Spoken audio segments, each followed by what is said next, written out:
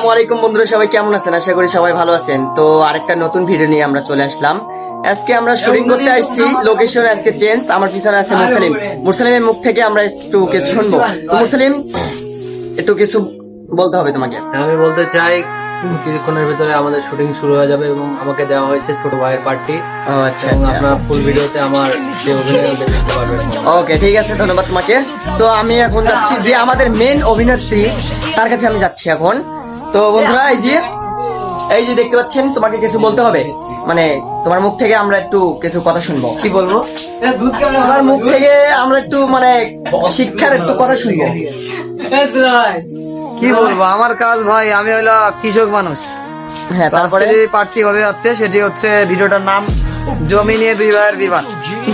ঠিক আছে, তো আপনারা লাইক কমেন্ট করে পাশে থাকবেন এটি।